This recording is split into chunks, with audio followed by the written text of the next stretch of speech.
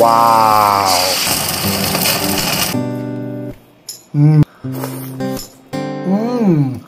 Sarap! Winter, spring, summer, or fall. Tuloy ang buhay sa Canada. Wow! Ulo ng salmon mga kainags. Oh, naku po, fresh na fresh. Grabe, kita nyo naman na yan, no? Tapos syempre, ang masarap na luto dyan, iihawin natin sa labas habang napakainit sa labas, mga kainags, ano? Masarap yun eh. Magpapahangin tayo sa labas habang nag-iihaw-ihaw ng ulo ng salmon, ha? Hindi ng ulo ni Inag sa makintab na magsilaw, ha? So anyway, wag na tayo magpa-corny, mga kainags. Pasensya na kahit may pagka-corny si Inag, eh. Kasi natirika ng araw ang aking bunbunan, kaya medyo natuyot ng konti yan. Good vibes lang tayo, mga kainis. Ano? So meron akong binili sa Dalarama, mga kainis. Ano? Ito, mas madali itong gamitin kaysa yung gumamit tayo ng tong or ng sandok pag babaligtarin na natin yung ulo ng salmon. Hindi katulad nito, pag nilagay natin sa loob nito, yung salmon, abay pagka gusto natin baligtarin, igaganon lang natin. Oh.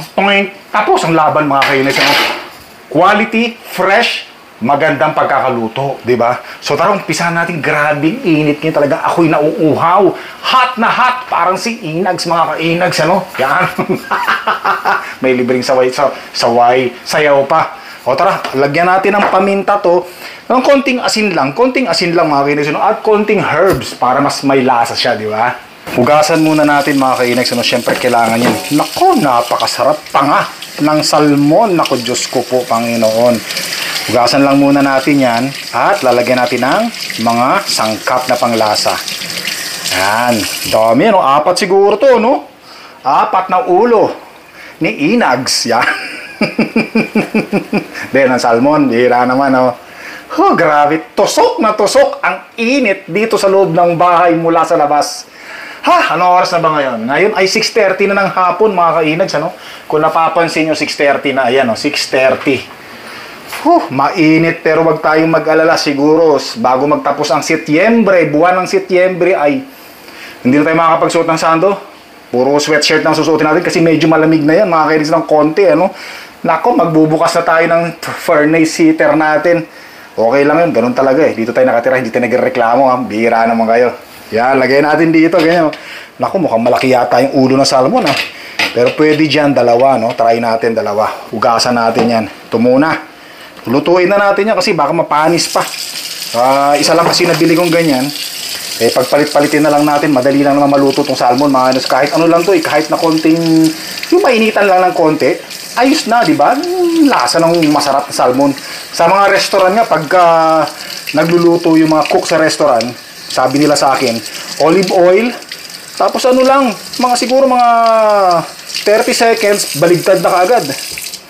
Oh, ibabaligtad na kaagad nila yung ulo, yung salmon, yung fillet ng salmon. Tapos okay na 'yon, 'di ba? Kasi may mga sustansyang maganda ang salmon, which is na review ko rin, na research ko na ang salmon ay okay sa uric acid na mataas at okay sa gout natin, mga ka-Inags, ano. Yan, ganyan, no. Nako, mukhang hindi kasya. Subukan natin, ha. Hinugasan ko na 'to eh. Oy, pwede, mga ka-Inags, oh, pwede. Ayos, lagyan muna natin ng asin, paminta, at ng ilang herbs na sikreto ni Inags yun. Huwag nyo nang alamin kung anong sikreto na yun kasi baka mamaya pag nalaman nyo, ginaya nyo, hindi nyo makain yung niluto nyo dahil nilagyan nyo ng sikreto ni Inags. Kaya huwag nyo nang alamin. Ang bihira naman pagka-corny talaga ni Inags. So, kaya mga herbs natin, mamili na tayo dyan. Alam nyo naman ako, mahilig ako sa mga invento eh. Mahilig ako mag-discover, kaya hanggang wala pa rin ako ma-discover ng mga panlasang pagkain, ano? Asan ba rito? Asin muna. Yung rock salt, ito to, rock salt.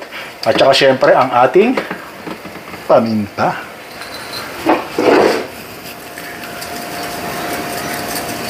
Konti lang, konting asin lang. Yan, may lasa lang konti. Tapos syempre ito yung pinakamasarap dito eh. Ito yung pinakagusto ko sa lahat, yung ginaganyan tong ano na to, paminta. Mangyan na mangyan ako dati dito eh. Sabi ko, kala ko yung gumagamit lang dito, mga pangmayayaman. Hindi ko talaga alam na pwede rin pala natin gamitin to. Kasi nasanay tayo. Especially ako, nasanay ako ng ginagamit kong paminta, yung durog na, gaganon ko na lang. Kasi pag nakakakita at nakakapanood ako ng mga mayayaman ganito, especially pag mga nagluto, mga chef, abay, bilib na bilib ako. Sabi ko, gusto ko rin magkaroon ng ganito. At ito na, nagkaroon na nga tayo, no? At, syempre, ilang mga herbs ng damo-damo. Embento lang, oh. Oh. Diba? Tapos to, lagyan natin ng konting rosemary. Yung lasa-lasa lang, diba? Siguro sa iba, hindi pwedeng lagyan ng rosemary, pero ako gusto ko yan. Ayos na yan. Tapos ito pa. Hindi ko alam kung ano to. Sige, herbs. Alright. Tapos syempre, ganyan na natin. Ayos. Tapos syempre, baligtad lang natin, para dito naman natin lalagyan. Yan. Kita nyo ba yung mukha ng salmon, Ipit na ipit, Siguradong hindi malalaglag yan. Ayos. Okay na okay, Panalong panalo. Tingnan nyo mga kainis, diba? Hindi na tayo mahihirapang magbalibaligtad nito. So tara, birahin na natin to. Meron pang dalawa doon. Ito pa, dalawa mga kainags, Naghihintay pagkatapos itong dalawa. Buksan mo natin yung tangke mga kainags, Tagal-tagal din natin hindi nagamit ito. Siguro mga 2 buwan. 2 buwan, Wow, parang kailan lang magfo-fall na ang panahon natin ngayon. Yan, alright. Eto na, tignan natin, Nakalimutan ko lang gamitin kung paano. Dapat pala buksan muna to, full, tapos saka natin ignite. Yun, narinig nyo ba? May apoy, May apoy, may apoy, may apoy, at may apoy. Okay na, mga kainags, Papainitin lang natin ng konti yan. Siguro 5 minutes pag mainit na. Linisan natin, saka natin ibagsak yung ulo ng salmon. Napakasarap sa mainit na panahon. Hi! Parang ang cornet talaga, Sensya na kayo mga kainis, Enjoy lang tayo, masaya lang tayo, kaya ganyan tayo syempre naman. May kilang buhay, pili natin maging masaya. Ihawin na natin mga kainis, Kita nyo naman yung pagka-fresh ng salmon natin, Grabe. Alright, let's go. Panalo. Parang nakikita ko lang to sa unbox ni Mang Jose, Yan, buksan natin ako, mainit-init na, Kita nyo naman, umuusok-usok na mga kainags. Pwede natin hindi pala linisan yan dahil meron naman tong screen mga kainags. Kita nyo yung mga herbs, Wow, sarap niyan. Lagayin na natin dito. Yan. Perfect. Gantuhin natin, ibahin natin yung pwesto para mas maganda. Yan, ganyan mga kainags. Tsaka hindi na tayo mamumroblema na masusunog itong puno. Kasi nga, bakal na to mga kainags, Hindi na siya kahoy nung nakarang nag-barbecue tayo. Steak na sunog. Pero ngayon, bakal na yan. Wala nang problema. Diba?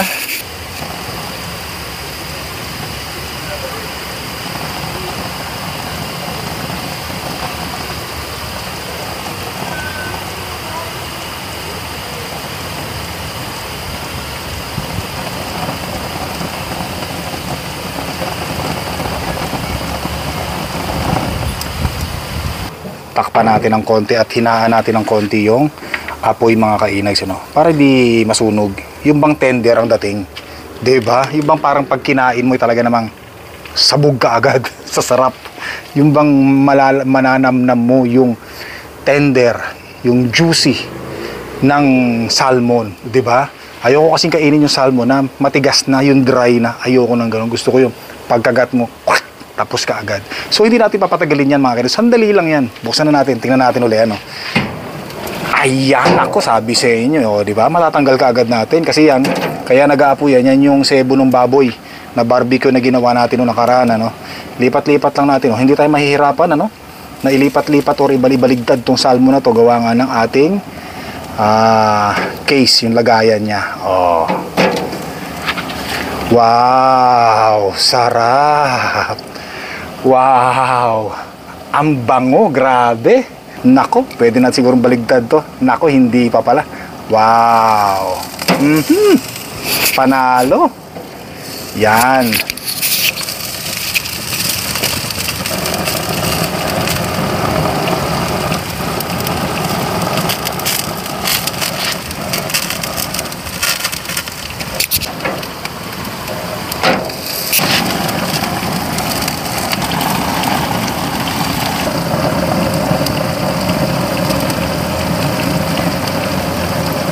Nililipat-lipat ko yung salmon natin mga kainags, gawa nga ng iniiwasan natin itong mga apoy na to Ayan, Pwede ko namang wisikan ng tubig yan, pero wag na. Hayaan na natin masunog yung yung sebo. Katulad niyan, tingnan nyo naman. Kailangan pala meron tayong pampasweet. Tingnan natin yung likuran, yung wow, kita nyo naman mga kainis. Unahin muna natin dyan kasi para mas madaling maluto na yung nandito sa taas eh. Yan, ganyan muna. O, diba?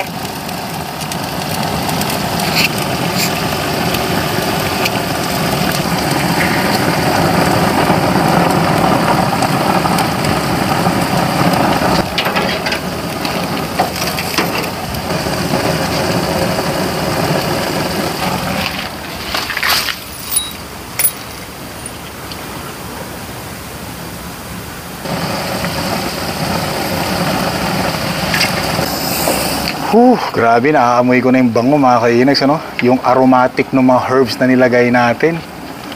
Nakakagutom, hindi pa luto, nagugutom na ako. Kung napapansin nyo yung may dugo na yan, yan yung mga mata niya. Wow, tsaka kung napapansin nyo, yung kulay pink niya, medyo nagiging brown something na, O, yan. Tapos pag binaligtad na natin yun mamaya, konti lang, yung mainitan lang ng mga ilang minuto siguro, mga 5 minutes o 3 seconds o 3 minutes, okay na yun mga kainags, Wow, ayan na siya, Nako, konti pa. Yan. Eto mga kainags, mabaligtarin na natin, Wow, parang perfect na perfect,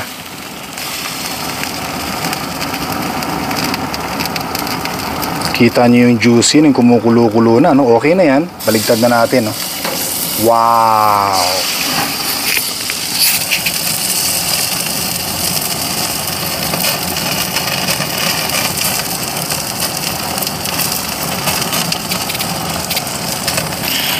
Yung taba ng salmon, yung oil niya, talagang kumakapit yung apoy, Kita nyo naman, Tingnan nyo naman yung texture ng ating salmon dito mga kainags, Panalo, perfect na perfect, Wow. Panalo. Yan, konting luto lang dito sa niya, Doon sa may laman, yung walang balat. Okay na, konting luto lang, mainitan lang yan. Ayos na yan mga kainags. Para siya, para medyo juicy pa siya kahit papaano. Okay na, patayin na natin yan. O, diba? Patayin na natin yan, Alright.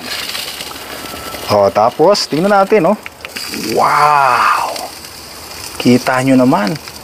Konti pa. Mga 2 minutes, mga kainags, Tapos na yan, 2 minutes lang.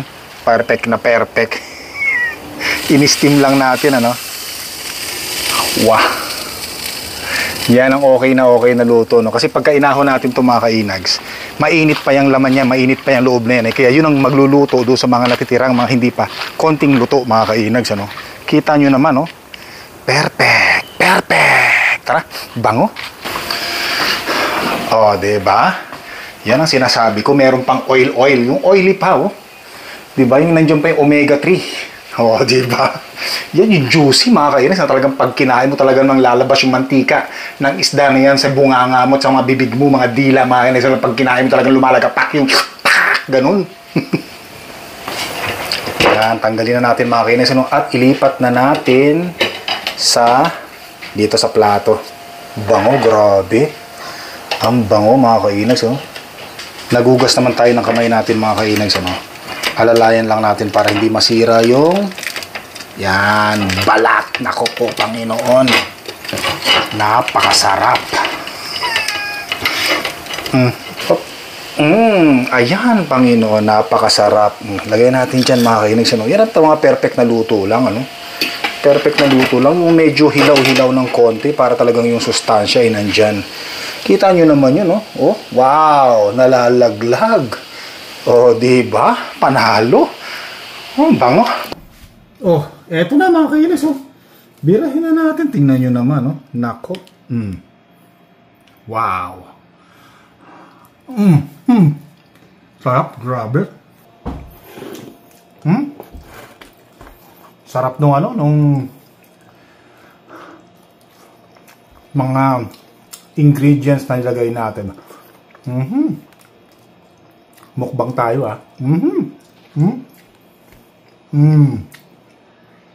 Kita nyo naman, yung juicy mga kainags, Nakapak. Sarap. Tender. Perfect.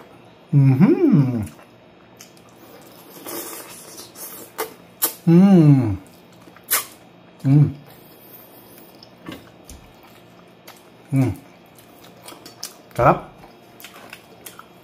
Nako po. Kita nyo naman yung texture mga kainags, ano? Nako. Sarap. Baka matinik pa ako.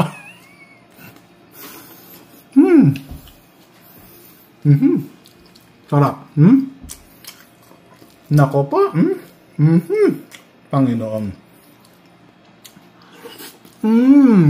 Sarap.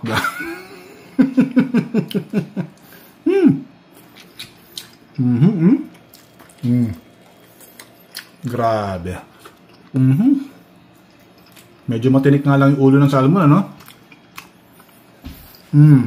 Ayan pa, mga kainit, no? Nasa tabi pa ng kilikili ko, no? Ayan, no? Panginoon, sarap po, ha? Wow! Diyos ko dahil. Panalo.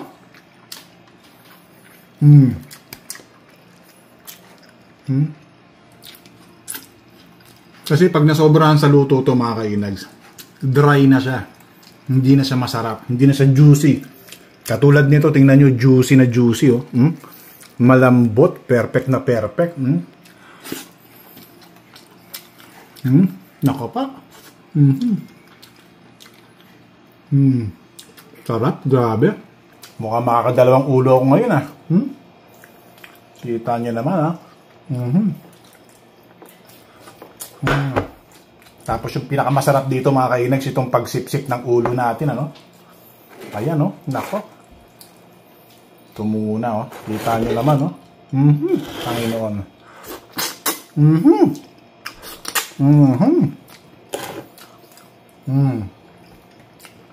Doon sa mga hindi po kumakain ng mata o sa ulo ng salmon, ng isda, pasintabi po sa inyo, no? Napakasarap po, no? Itong ulo, naka. Kasarap lang, ha?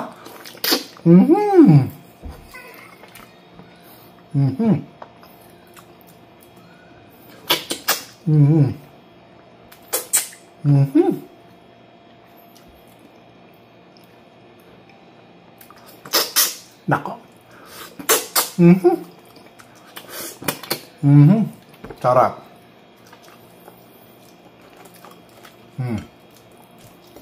Tapos yung sisimutin mo yung mga ganto-ganto sa panga ng salmon, no? Sarap. Sarap. Di ba? Nako. Halatang nanggaling tayo sa hirap, eh, no? Halatang nakaranas tayo ng hirap sa buhay. Dahil mapapansin nyo pa lang sa pagkain pala ng isda. Di ba? Kasi yung mga sosyal, mga mayayaman, karamihan, hindi naman lahat. Pag kumain ng isda, yung ulo, tinatanggal yan, tinatapo na. Pero sa ating mga mahihirap, mga kapos, sa lahat sa kabuhayan, isang kahig, isang tuka, amoy pawis, lasang asin, amoy kili, amoy putok. Nanggigitata. Kahit tinik na yan, sinisipsip pa talaga natin, hinihimod pa talaga natin, talagang sinusulit natin hanggat mayroong lasa yung tinik. Hindi natin titigilan yun, mga kinis, no? Sabi nga ng Maxi, sagad to the bones. Yeah.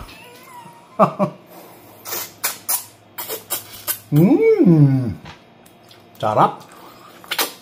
Grabe.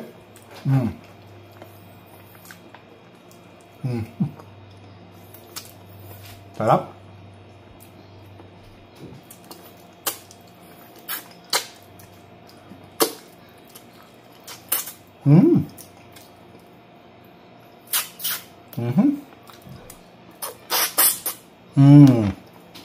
Panalo.